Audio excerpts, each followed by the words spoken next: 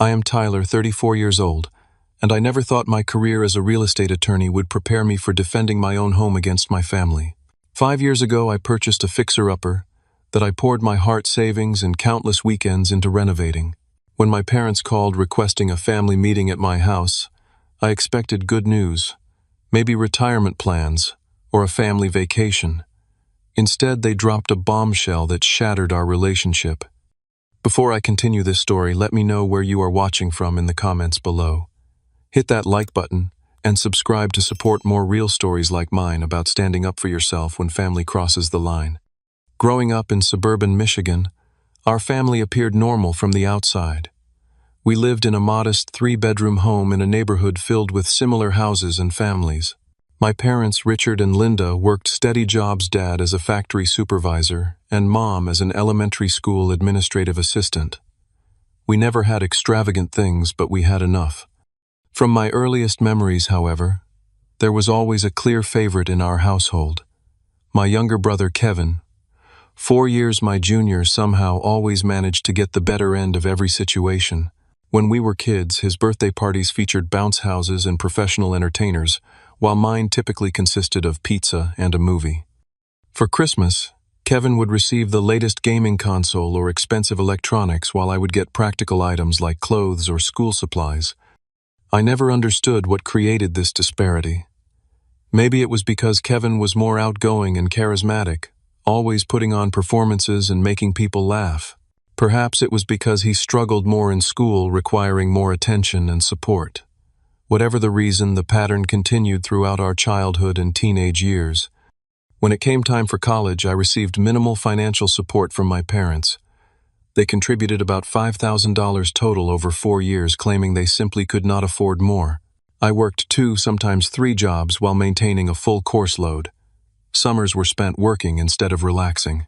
I graduated with student loans, but significantly less than most of my peers thanks to my constant work ethic. Kevin, on the other hand, had his entire undergraduate education funded. My parents took out a second mortgage to cover his expenses, including a comfortable apartment off campus rather than dorm living.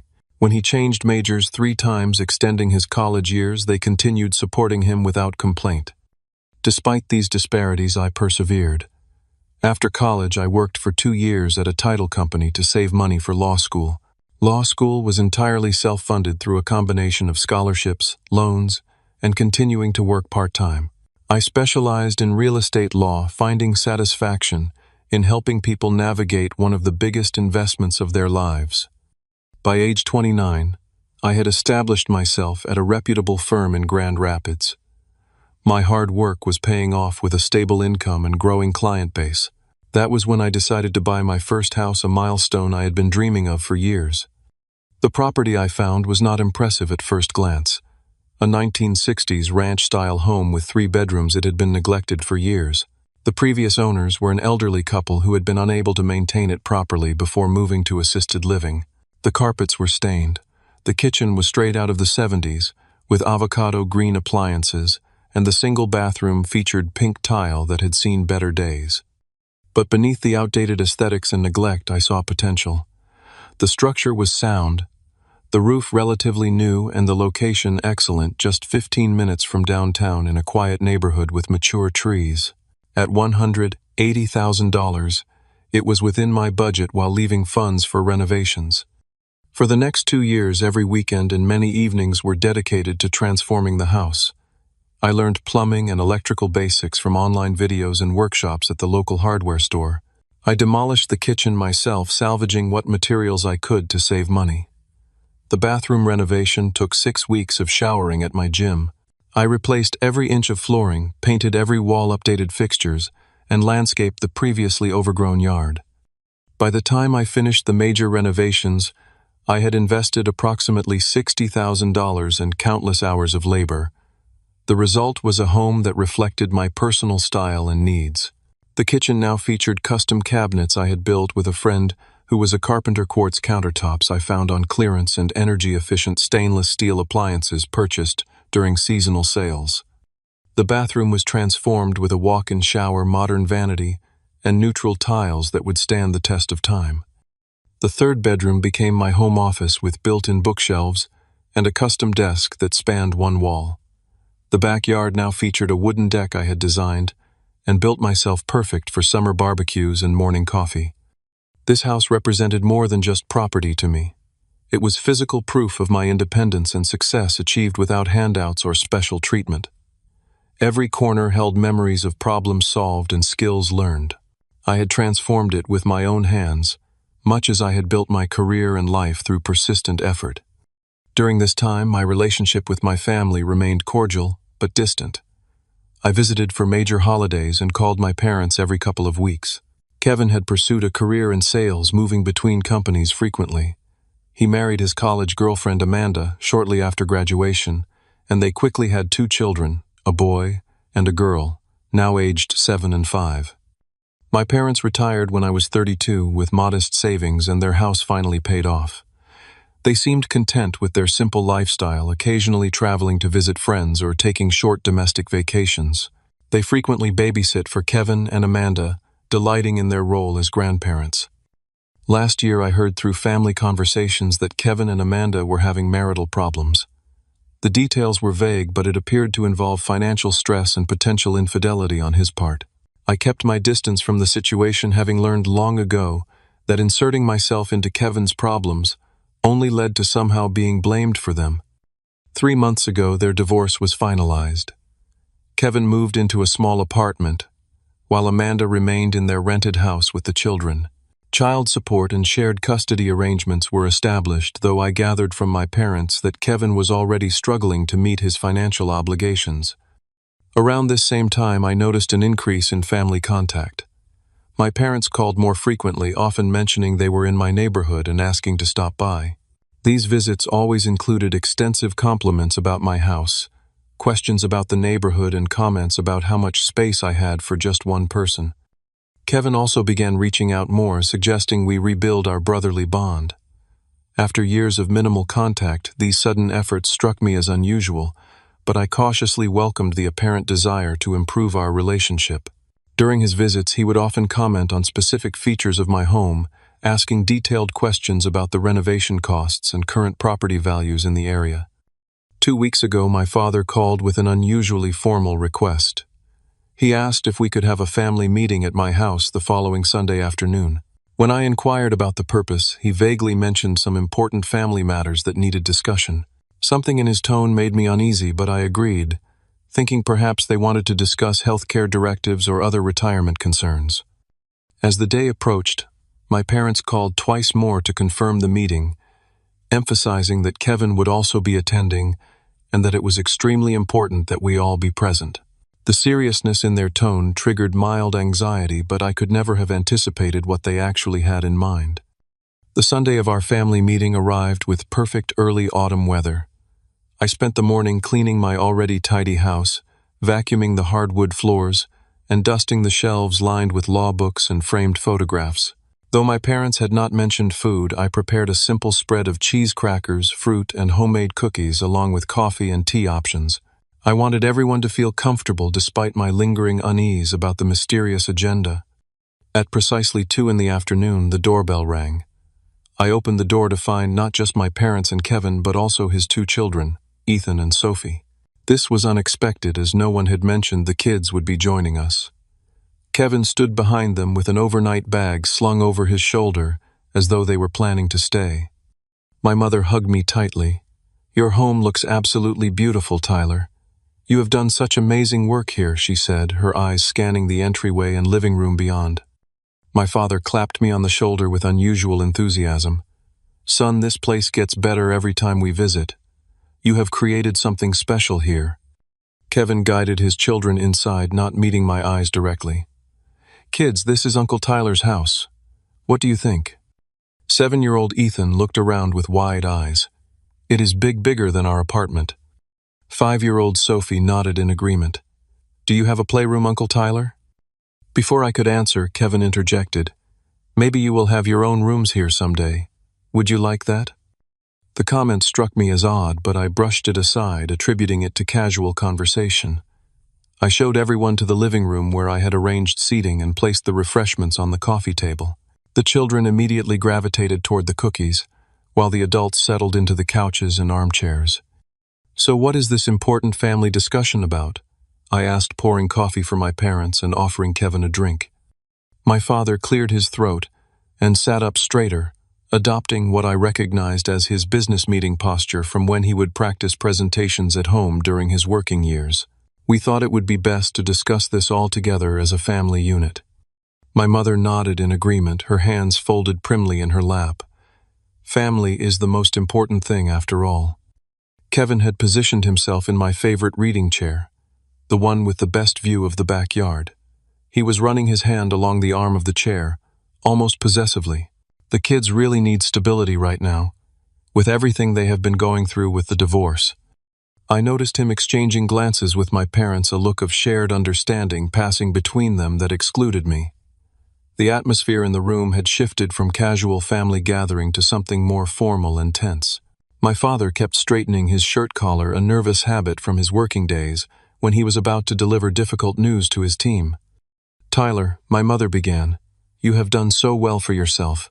Your career is thriving, and this house is absolutely wonderful. We are so proud of how you have established yourself," my father added, though his tone lacked the warmth such a statement should carry. Kevin nodded along then, said, "Not everyone has been as fortunate, though. Some of us have had some setbacks." My parents looked at Kevin with such sympathy that I felt a twist of discomfort in my stomach. I had seen this dynamic countless times growing up, the rallying around Kevin whenever he faced consequences of his own making. "These past few months have been very challenging," my mother said, reaching over to pat Kevin's knee. "With the divorce and having to move out of his house, Kevin has been struggling to provide the kind of home his children deserve." My father nodded solemnly. "Family legacies and supporting the next generation are what truly matter in life. Property is just property, but what we do with it can make all the difference for our loved ones." Kevin jumped in. "The apartment I am renting barely has room for the three of us when I have the kids. Ethan and Sophie are sharing a tiny bedroom. It is no way for children to live." The children, who had been quietly eating cookies and seemingly ignoring the adult conversation, perked up at the mention of their names. "I want my own room," Ethan declared, "with space for my Lego table." Sophie nodded enthusiastically. "And I want pink walls and a princess bed." Kevin smiled at his children, then looked pointedly around my living room. A house like this would give them exactly what they need: room to grow and be happy. The direction of the conversation was becoming clearer, sending a chill down my spine. My father suggested we all move to the dining room table to discuss matters properly. As we relocated, I noticed Kevin taking a detour through the hallway, opening doors and peering into rooms as if conducting an inspection. The children followed him, pointing at things and whispering. Once we were all seated at the dining table, my father folded his hands in front of him like he was about to begin a formal meeting. My mother sat beside him, nervously adjusting her necklace. Kevin positioned the children on either side of him, an obvious visual reminder of his parental status. "Tyler," my father began in a tone that tried and failed to sound casual, "we have been discussing as a family how we might address Kevin's housing situation in a way that benefits everyone." My mother jumped in. "We believe we have come up with the perfect solution that keeps property in the family while providing for the next generation." Kevin nodded eagerly, his eyes not meeting mine but instead continuing to scan the dining room, assessing it like a property he was considering purchasing. The uncomfortable feeling in my stomach intensified as I realized they had been planning this conversation for some time, coordinating their approach. The frequency of their recent visits took on new meaning, as did their unusual interest in my home's features and value. They had been evaluating my house not with admiration but with calculation. "What exactly are you suggesting?" I asked, though I was beginning to suspect the answer. My father looked at my mother, then at Kevin, before turning back to me with what he clearly thought was a reasonable expression. "We believe the most sensible solution would be for you to give this house to Kevin and the children." I am sorry, what I asked, certain I had misheard. The dining room suddenly felt airless, as though all oxygen had been sucked out in an instant. My father maintained his business-like demeanor. "We think you should sign over your house to Kevin. He needs a stable home for the children, and you are in a position to provide that." This house would be perfect for them, my mother added, gesturing around the dining room. 3 bedrooms, the nice backyard for the children to play in the excellent school district. It makes perfect sense. I stared at them, waiting for someone to crack a smile and reveal this was an elaborate joke. No one did. Instead, Kevin nodded along with my parents' words, while his children began discussing which bedrooms would be theirs. I want the big one at the end of the hall, Ethan announced. That is Tyler's master bedroom, my mother told him with an indulgent smile. But I am sure once Uncle Tyler moves his things out, your daddy can help you set it up however you like. Moves his things out, I echoed, my voice sounding distant to my own ears. You cannot be serious. This is my home. I bought it. I renovated it. I paid for it. My father frowned slightly, as though I was being unnecessarily difficult. Now, Tyler, we understand this would be an adjustment, but family needs to support family. Kevin is going through a difficult time, and he has the children to consider. And where exactly am I supposed to live? I asked, still struggling to process the audacity of their proposal. You could easily find an apartment, my mother suggested brightly. With your income, it would be no problem at all. You are just one person after all. You do not need all this space. Kevin finally spoke directly to me. It would only be temporary until I get back on my feet, maybe a year or 2. The casual way he suggested I should surrender my home for a year or 2 struck me as so disconnected from reality that I nearly laughed. I had spent 2 years renovating this house, customizing every detail to my preferences and needs. The idea that I should simply walk away from it because my brother had once again created problems for himself was beyond comprehension. This is not happening, I said firmly. I am not giving away my house. Not to Kevin, not to anyone. My father's expression hardened. We are not asking you to give it away. We are asking you to give it to family. There is a difference. A huge difference, my mother emphasized. This stays in the family. It is not like you are losing it. Except I would be losing it, I countered. I would no longer own the home I worked for years to buy and renovate. I would no longer live in it. How is that not losing it? Kevin leaned forward, his tone taking on an edge I recognized from childhood arguments when he did not get his way. You always were selfish, Tyler. Some things are more important than property, like family, like my kids having a stable home. My selfishness is not the issue here, I said, struggling to maintain my composure. The issue is that you all came into my home and announced your expectation that I should give it to Kevin without any prior discussion, without considering my feelings or my rights as the owner. My father waved his hand dismissively. We are discussing it now, and we have considered everything carefully. This is the most logical solution. Logical for whom, I demanded. Certainly not for me. You make good money, my mother pointed out. You can buy another house. Kevin cannot afford to buy any house right now. That is not my problem to solve, I replied. I sympathize with his situation, but giving him my house is not the answer. Kevin's face flushed with anger. Not your problem. We are family. My problems are your problems. That is how it works. I shook my head. No, that is not how it works. Not when the solution involves me giving up something this significant. The conversation continued to deteriorate from there. My parents took turns explaining why this plan made perfect sense from their perspective. They pointed out that Kevin had children, while I did not, suggesting this somehow entitled him to my property. They reminded me of times they had supported me growing up conveniently, forgetting the vast disparity in how they had treated their 2 sons. As the argument escalated, certain revelations emerged that made the situation even more disturbing. Kevin mentioned that he had already told his children they would be moving into a big new house soon. My mother admitted they had spoken to their friend Margaret, a realtor, about the potential transfer of property within the family and what paperwork would be involved. Most shocking was when Ethan innocently asked Daddy, "Can we paint my new room blue like you promised?" "Of course, buddy," Kevin replied.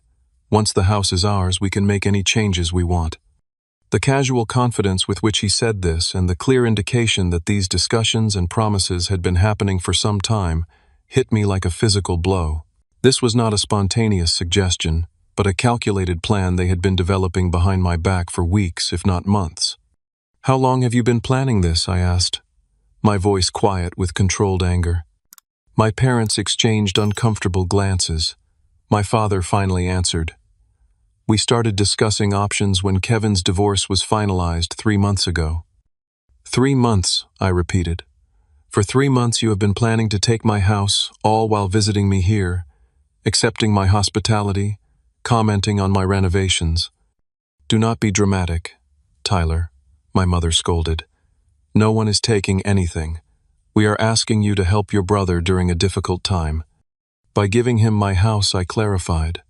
The house I spent years saving for months searching for and 2 years renovating with my own hands. "You are a lawyer," my father said, as though this was relevant. "You understand how property transfers work. It would be simple paperwork for you." I stood up from the table, no longer able to contain my anger. "The simplicity of the paperwork is not the issue. The issue is that you came into my home with the expectation that I would sign it over to Kevin because he needs it more than I do in your estimation. That is not how property ownership works. That is not how respect works." Kevin stood as well, his face contorted with the familiar expression of thwarted entitlement I remembered from our childhood. "You have always been like this. Always keeping score, always holding back from helping family. I have children, Tyler. Does that mean nothing to you?" "Your children are not my responsibility," I replied calmly. "And your housing situation is not my problem to solve, especially not at the cost of my own home." My mother began to cry, a tactic I had seen countless times when family disagreements did not go her way. "I cannot believe you would be so cruel to your own brother and his innocent children." My father stood and put his arm around her. "I think we should leave. Clearly, Tyler needs time to think about his priorities and what family really means." Kevin gathered his children, who looked confused by the tension in the room. "Come on, kids. Uncle Tyler needs some time to think about whether he wants to be part of this family." As they moved toward the door, my father turned back to me. "We will talk again when you have had time to consider what is right. I raised you better than this, Tyler." The irony of that statement was not lost on me, but I chose not to respond. Instead, I held the door open as they filed out, Kevin pausing at the threshold to deliver one final jab. "I always knew you were selfish, but I never thought you would put a house before your own family," he said. "Think about my kids, Tyler. If not for me, then for them." When the door closed behind them, the silence in my house felt deafening. I returned to the dining room and mechanically cleared away the untouched food and drinks, my mind replaying the surreal conversation. It seemed impossible that my family had actually expected me to simply hand over my home because Kevin needed it more in their estimation. But as the shock began to wear off, I realized this request was perfectly in line with the family dynamic that had existed my entire life. Kevin's needs always came first. Kevin's problems were always more important. The only difference was the scale of what they were asking for this time. The first night after the family meeting, I barely slept. I sat in my living room until dawn, looking around at the space I had created, remembering the countless hours of work that went into each detail. The built-in bookshelf that had taken 3 weekends to construct. The hardwood floors I had refinished by hand, sanding until my arms ached. The kitchen backsplash I had installed tile by tile. This house was more than property to me. It was a physical manifestation of my hard work, independence, and personal achievement. By morning, my shock had transformed into a simmering anger. I went to work distracted, unable to focus on client files. My assistant noticed my unusual demeanor but respectfully kept her distance after I brushed off her concerned inquiries. At lunch, my phone began buzzing with text messages from extended family members. An aunt I rarely spoke with asked why I was being so difficult about helping Kevin out. A cousin questioned whether I really needed such a big house for just one person. It became clear that my parents had wasted no time in sharing their version of events with the wider family circle. By evening, my voicemail was full of messages. My mother had called 3 times, each message more emotional than the last, varying between guilt trips about family obligation and thinly veiled suggestions that I was being selfish. My father's single message was curt, stating simply that we needed to resolve this situation like adults. Kevin had texted repeatedly throughout the day, his messages growing increasingly hostile. The kids are devastated. They were so excited about their new rooms. How can you sleep at night knowing your niece and nephew are crammed into a tiny apartment while you have empty bedrooms? You always were the selfish one. Some things never change. I did not respond to any of the messages, needing time to process my thoughts and determine the best path forward. That night around 9:30, I heard a car door slam outside my house. Peering through the blinds, I recognized Kevin's sedan parked across the street. He sat inside for nearly 20 minutes, engine off, just watching my house. Eventually, he drove away without approaching. The incident left me feeling unsettled and somewhat violated. The following day brought more of the same. Colleagues at work noticed my distraction. Martin, a fellow attorney who specialized in family law, pulled me aside after a meeting. "You seem off, Tyler. Everything okay?" I gave him a brief, sanitized version of the situation. His eyebrows rose higher with each detail. "They expected you to just give your brother your house. Just like that." Apparently I confirmed. "And now they are making me out to be the villain for refusing." Martin shook his head in disbelief. "Family can be something else. Let me know if you need anything, even just someone to vent to." I appreciated his support, but I was still processing too much to delve deeper into the conversation. I thanked him and retreated to my office, where I found 3 more voicemails from family members. I rarely spoke, with all expressing disappointment in my unwillingness to help family in need. That evening I arrived home to find Kevin's car in my driveway, blocking me from pulling in. He was standing on my porch, arms crossed. I parked on the street and approached, cautiously aware of neighbors who might witness whatever was about to unfold. "We need to talk," Kevin stated flatly as I reached the steps. "Not like this," I replied. "Not with you showing up unannounced at my home. Our parents raised us to value family above all else," he said, ignoring my response. "I have always looked up to you, Tyler.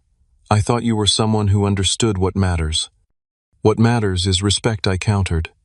"Respect for boundaries, respect for property rights, respect for the years of work I put into this house." Kevin scoffed. "Property rights. Listen to yourself. This is family we are talking about, not some legal transaction." "It is both," I said firmly. "You are asking for a legal transfer of property worth hundreds of thousands of dollars. I am asking for help from my brother," he shouted, his composure cracking. "My kids need stability. They need a home." "They have a home," I pointed out. "Your apartment may not be ideal, but it is a roof over their heads. Many people raise children in apartments." "They deserve better," Kevin insisted. "They deserve this." He gestured at my house. "Why this house?" "Specifically," I asked. "Why not ask our parents to help you with a down payment on a different house? Why does it have to be my home?" Kevin's expression shifted subtly, a flicker of something calculating crossing his features before he composed himself. "This neighborhood is perfect for the kids. The schools are excellent. It is close to our parents for childcare help." His answer seemed rehearsed, lacking genuine emotion. I pushed further. "If our parents are so concerned about your housing situation, why are not they offering solutions? They own their home outright. They could sell it and help you buy something." Kevin's face flushed. "Their house is their retirement security. They cannot just give that up." "But I should give up my house," I challenged. "My home is somehow less important than theirs." "You do not have kids," he exclaimed, as though this was the ultimate trump card. "What do you need all this space for?"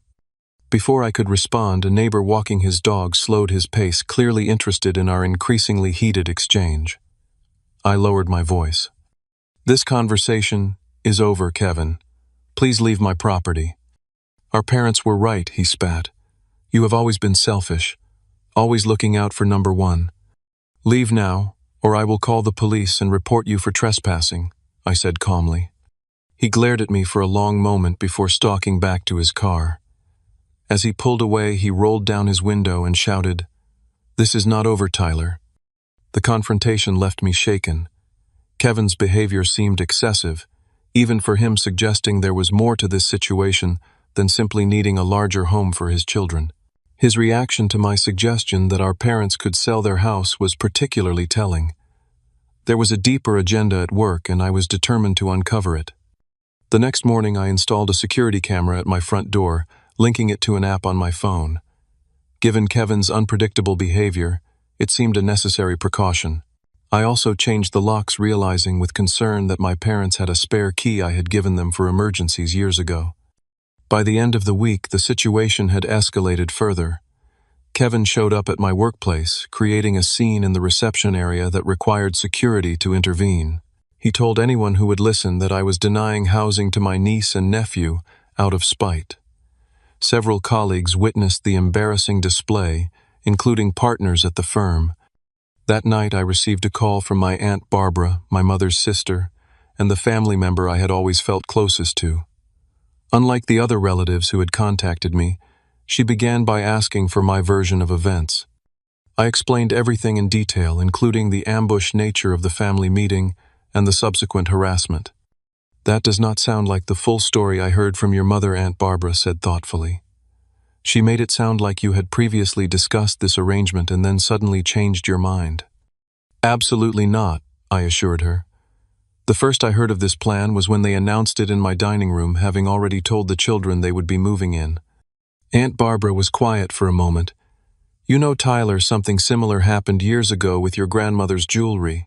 Your mother told everyone that your grandmother had promised certain pieces to Kevin's wife as wedding gifts, when in fact no such conversation had ever occurred. Your grandmother was quite upset about it." This revelation added another layer to my understanding of the situation. The pattern of behavior extended beyond my immediate family dynamic and suggested a troubling willingness to misrepresent reality to achieve desired outcomes. "What should I do, Aunt Barbara?" I asked, grateful for a family member who seemed to understand my position. "Protect yourself," she advised without hesitation. "I love your parents and Kevin, but this behavior is not acceptable. You need to establish clear boundaries and possibly seek legal protection." Her words reinforced what I had already been considering. After we ended the call, I sat at my desk and began researching options for protecting my property from future claims or pressure. As a real estate attorney, I was familiar with various forms of property ownership and transfer restrictions, but I had never thought I would need to apply this knowledge to protect my home from my own family. The following day brought another disturbing development.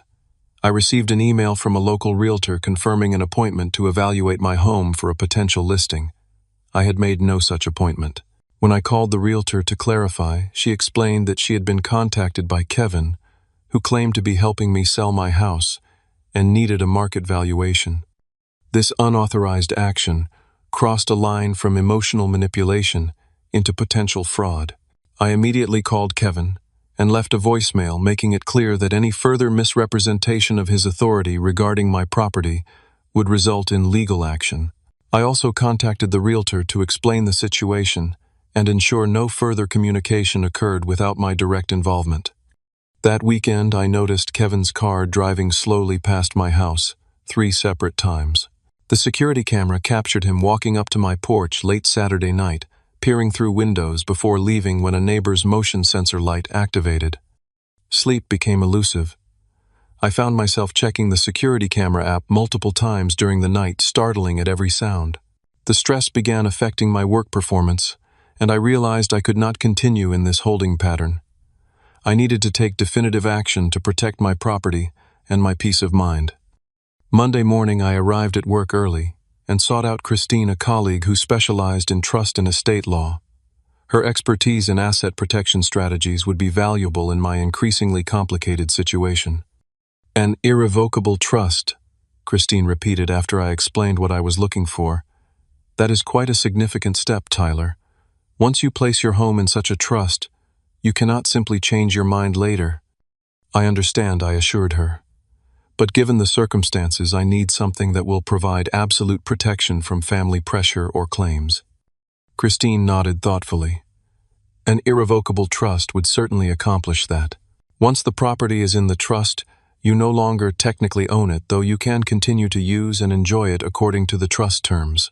It would make it legally impossible for you to transfer the house to your brother, even if you later decided you wanted to." "That is exactly what I need," I said. something that takes the decision completely out of my hands. She pulled out a legal pad and began taking notes. We would need to establish clear terms for the trust. You would name trustees other than yourself, possibly including a corporate trustee for additional protection. We would define the beneficiaries and conditions for eventual distribution of the property. How quickly can we set this up? I asked. For something this important, we should not rush, Christine cautioned. However, given the situation you have described, I understand the urgency.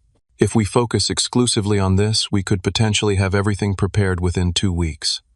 2 weeks seemed like an eternity given the ongoing pressure from my family, but I recognized the need for thoroughness in establishing a legal structure that would provide lasting protection. Let us proceed, I decided. In the meantime, is there any temporary protection I can put in place? Christine suggested filing a formal letter with the county recorder's office, stating that any property transfers would require specific verification protocols. While not foolproof, it would create an additional hurdle against fraudulent attempts to transfer the property. Over the next several days, I gathered all documentation related to my home: the original purchase agreement, mortgage documents, records of all renovations and improvements, property tax assessments, and current market valuations. Christine had emphasized the importance of establishing clear documentation of the property's value and my sole ownership before transferring it into the trust. I also met with a financial advisor to discuss the broader implications of placing my primary residence in an irrevocable trust. We reviewed potential tax consequences, impact on future borrowing ability, and strategies for managing the property through the trust structure. You will need to carefully select your trustees, the financial advisor emphasized. These individuals will have significant control over the property, even though you will continue living there. They need to be people you trust implicitly, who cannot be pressured by your family. I considered my options carefully. Martin, my colleague from the family law department, was someone I respected and trusted. As an attorney, he understood fiduciary responsibility and would not be easily swayed by emotional appeals. For the second trustee, I thought of my mentor from law school, Professor Raymond, who had always demonstrated impeccable ethics and judgment. The corporate trustee role would be filled by a trust company Christine recommended, providing an institutional layer of protection and continuity, regardless of individual trustee availability. With these decisions made, Christine began drafting the trust documents. The process required careful consideration of every detail, from defining acceptable property uses to establishing protocols for maintenance expenses and eventual disposition. While the legal work progressed, I took additional steps to secure my home physically. I upgraded to a comprehensive security system with motion sensors and cameras covering all entry points. I installed new, more secure locks on all doors and windows. I even consulted with a security specialist who advised strategic landscaping changes to improve visibility and reduce potential hiding spots around the property. Throughout this period, the pressure from my family continued unabated. My parents called daily, alternating between guilt trips and expressions of disappointment. Kevin's approach became more erratic, swinging between angry accusations and sudden attempts at reconciliation that felt manipulative and insincere. "Maybe we can work something out," he suggested during one call. "What if I buy the house from you? You could finance it for me with very low payments for the first few years until I get back on my feet." The proposal was financially absurd, essentially asking me to give him the house while pretending it was a legitimate transaction. I declined politely, but firmly reiterating that the house was not available for transfer under any circumstances. "You are making a huge mistake," he warned. "Our parents are incredibly disappointed in you. Is that what you want? To hurt them like this in their retirement years?" The emotional manipulation was becoming more sophisticated, targeting what they perceived as my vulnerabilities. What they failed to understand was that each attempt only strengthened my resolve and confirmed I was making the right decision. 2 weeks after my initial consultation with Christine, the trust documents were ready for review. We spent an entire afternoon going through every clause, ensuring I fully understood the implications of establishing the irrevocable trust.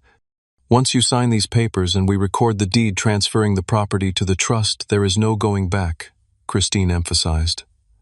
"The house will no longer be yours to sell or give away. You will be a beneficiary of the trust with the right to live in the property, but the trustees will have legal control. I understand completely, I assured her. That is exactly the protection I need. The following day, Martin and Professor Raymond joined us to review their responsibilities as trustees. Both had agreed to serve in this capacity after hearing a summarized version of the situation. The corporate trustee representative participated via video conference, explaining their role in maintaining trust records and ensuring compliance with all legal requirements. As we finalized the preparations, I felt a growing sense of relief.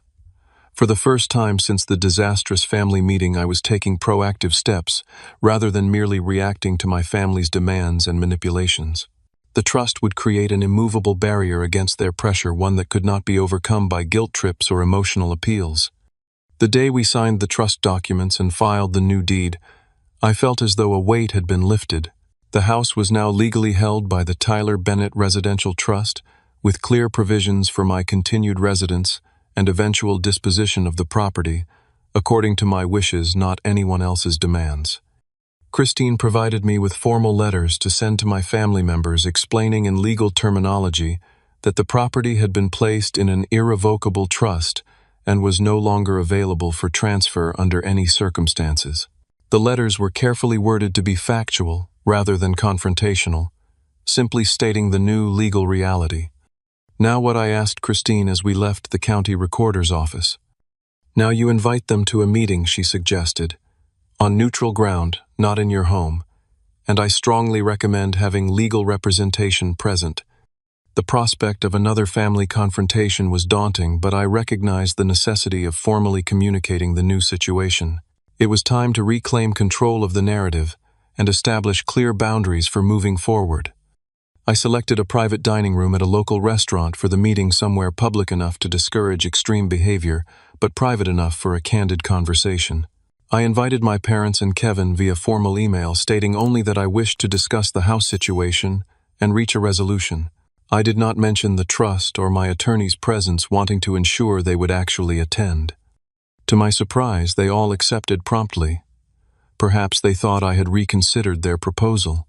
Perhaps they saw this as an opportunity to apply renewed pressure in a public setting where I might feel uncomfortable creating a scene.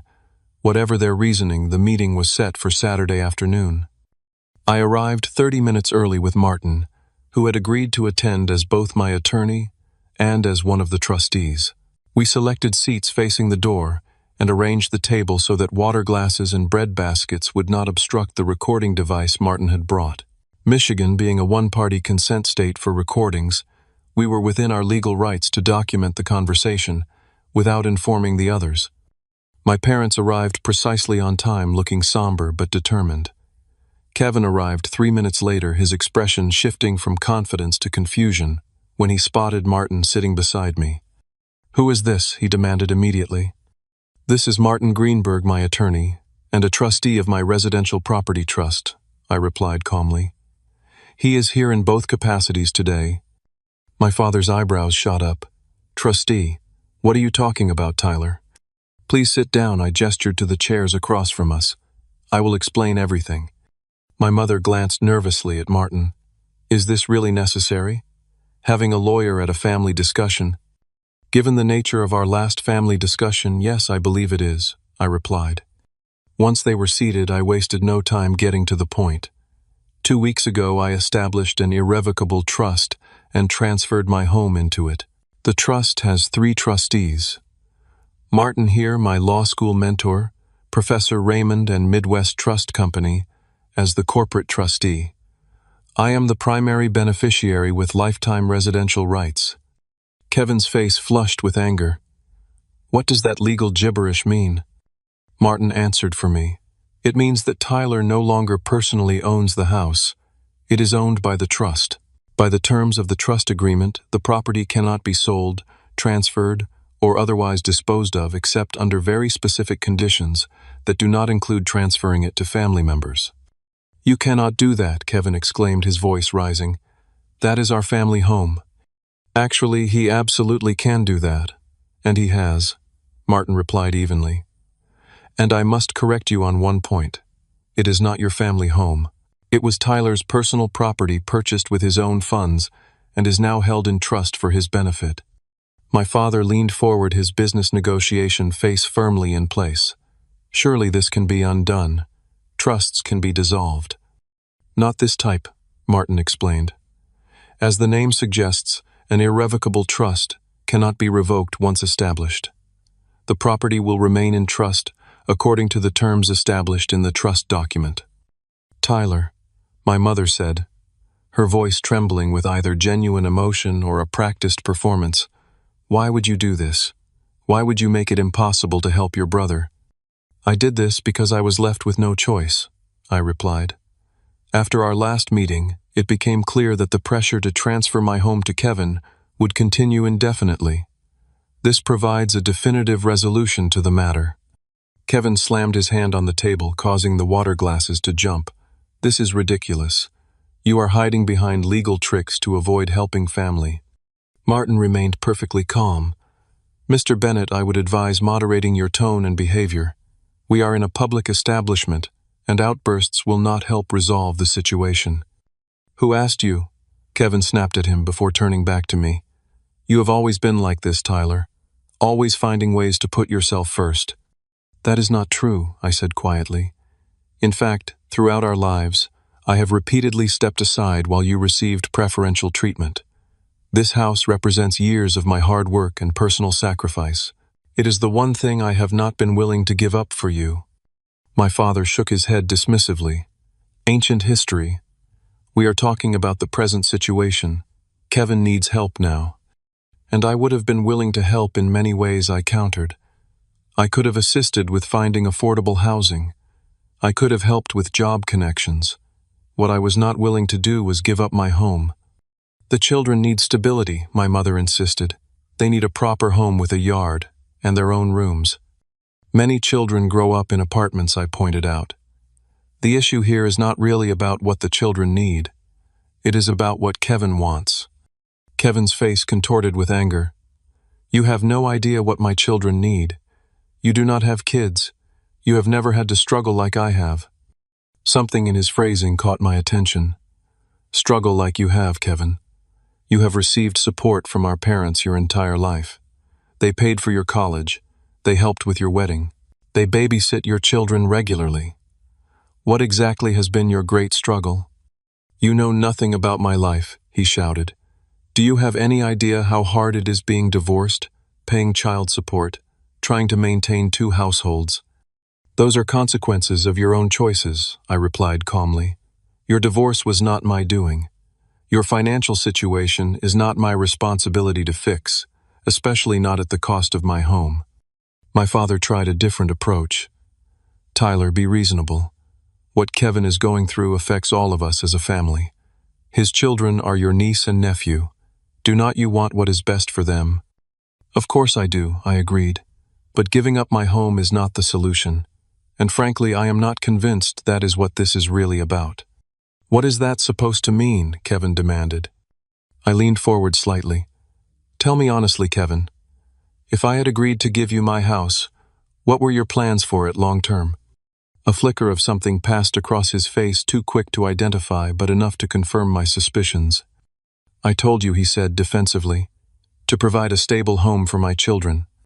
And you would have lived there indefinitely, I pressed. No plans to sell it once you had clear title? Kevin's hesitation was brief but telling.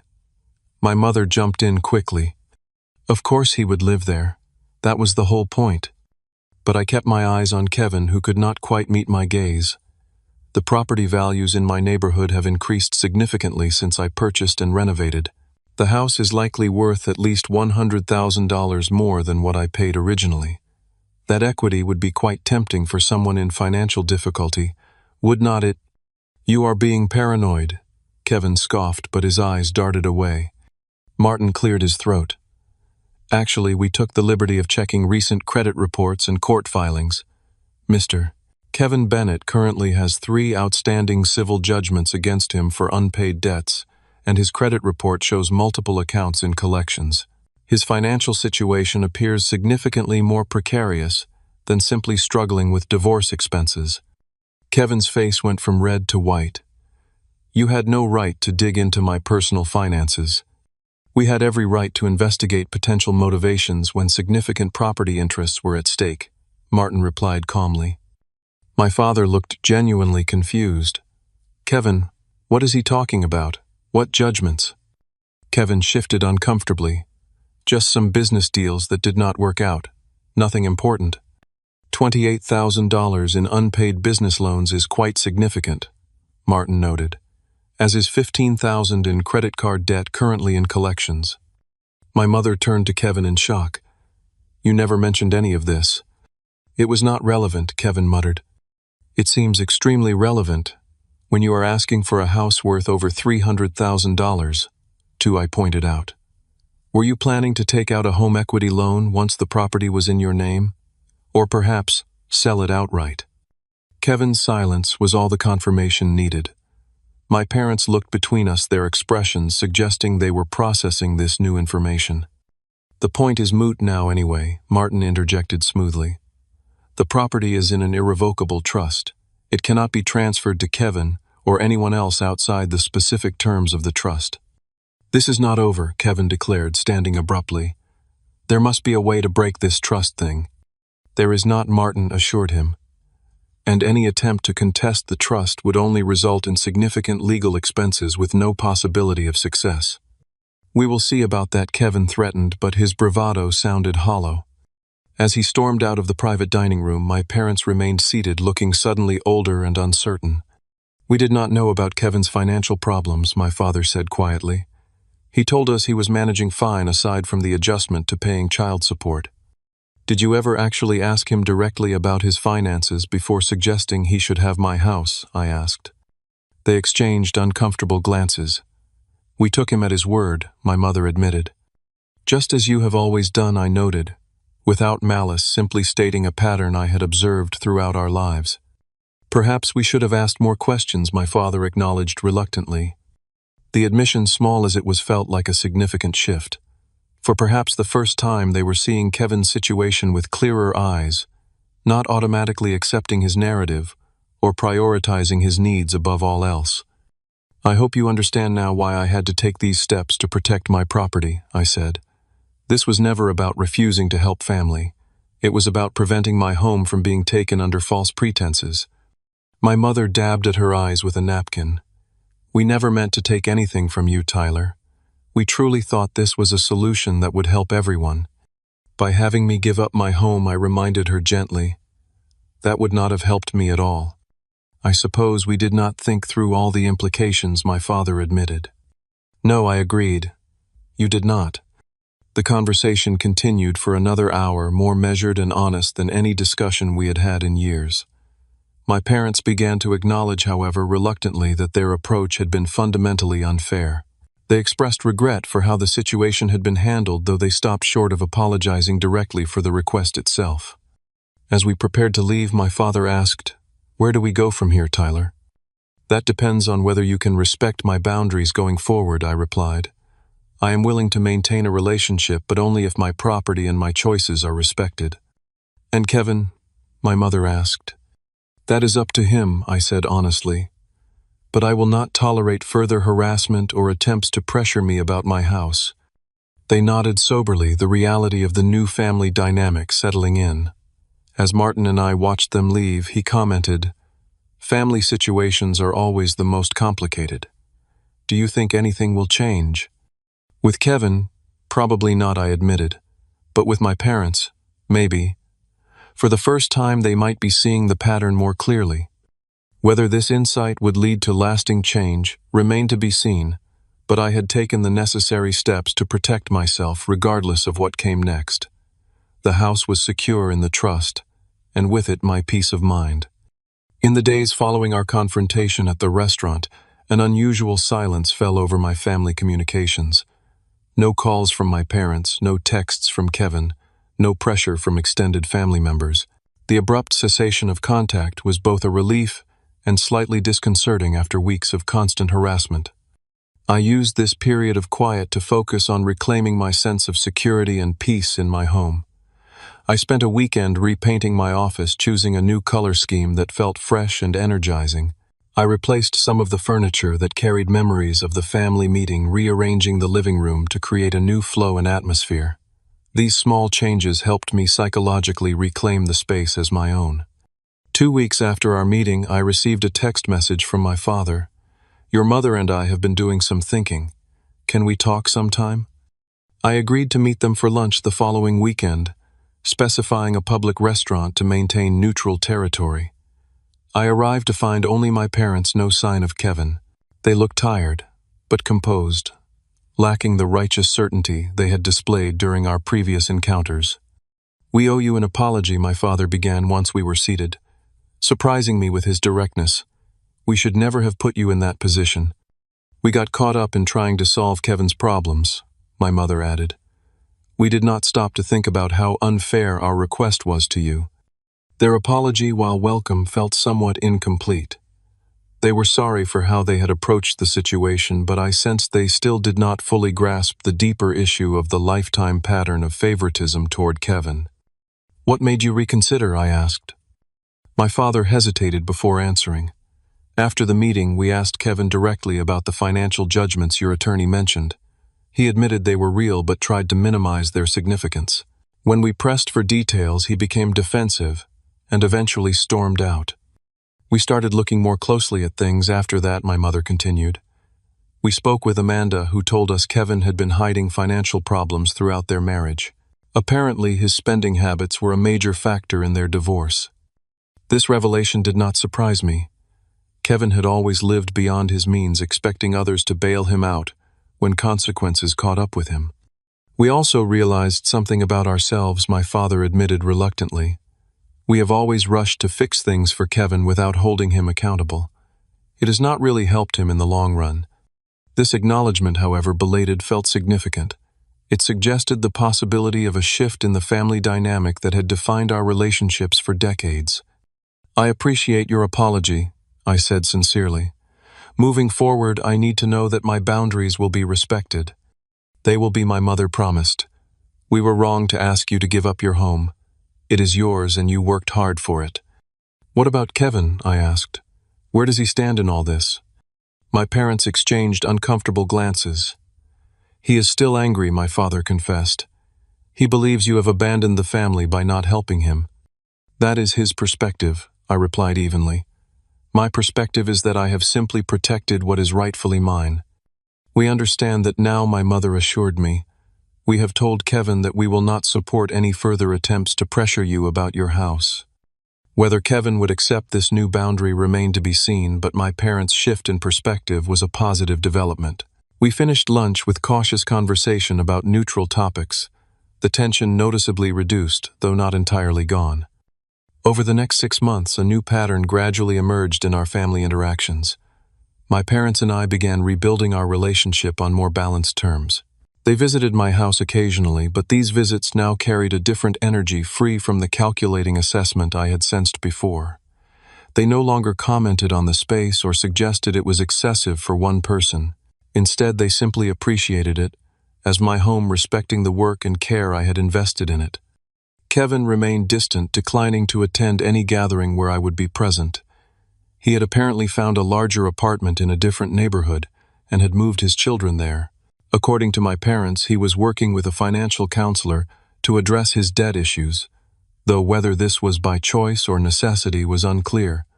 The irrevocable trust continued to serve its purpose, providing both practical protection for my property and psychological reassurance for me.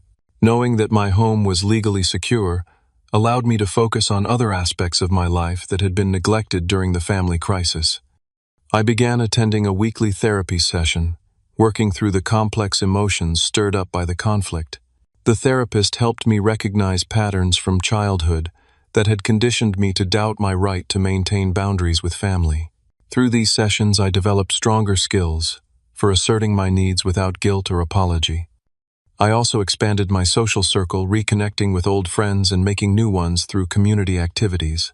I joined a local recreational basketball league and a book club, creating connections based on shared interests rather than obligation. These relationships, built on mutual respect and choice rather than familial duty, brought a refreshing dynamic to my life. About a year after the trust was established, my parents invited me to dinner at their home. To my surprise, Kevin was also present. The atmosphere was tense but civil. Kevin acknowledged me with a nod but little else. Throughout dinner, he remained mostly quiet, offering minimal responses when directly addressed. After dinner, as my parents cleared the table, Kevin and I found ourselves momentarily alone in the living room. "I still think you were wrong," he stated flatly. "Family should help family." "I agree with that principle," I replied calmly. "But help should not require sacrifice of this magnitude from only one party." He shrugged, unwilling to concede the point but also not escalating the argument. "Whatever, it is done now." While far from a reconciliation, this brief exchange marked a shift from active hostility to cold detachment. It was progress of a sort, though I harbored no illusions about rebuilding a close brotherly relationship. As the second anniversary of my home purchase approached, I hosted a small gathering to celebrate. My parents attended, bringing a housewarming gift, as though acknowledging the home as truly mine for the first time. Aunt Barbara came along with colleagues from work and friends from my expanded social circle. Kevin did not attend but had sent a brief text, "Congrats on the house anniversary." The simple acknowledgement, devoid of bitterness or demands, suggested he might finally be accepting the reality of the situation. Whether this acceptance stemmed from genuine growth or merely practical recognition of an immovable obstacle was unclear, but the result was the same peace. Looking around at the people gathered in my living room that evening, I felt a profound sense of gratitude. My home remained my sanctuary, protected by legal structures, but more importantly, by my own willingness to stand firm in the face of pressure. The experience had taught me that sometimes the most loving thing you can do for family is to maintain healthy boundaries, even when doing so is difficult and painful. In the quiet moments after everyone had left, I walked through the rooms of my house, appreciating each space and the memories it held. The kitchen where I had learned to cook increasingly adventurous meals, the office where I built my career, the living room where I now entertained friends who respected and valued me. This house represented more than just property. It embodied my journey toward self-respect and the courage to protect what mattered to me. In refusing to give it away, I had ultimately given myself something far more valuable: the knowledge that I could stand firm in my convictions, even against the people who had known me my entire life. The irrevocable trust had secured my home legally, but the true security came from within, from the personal boundaries I had established and defended.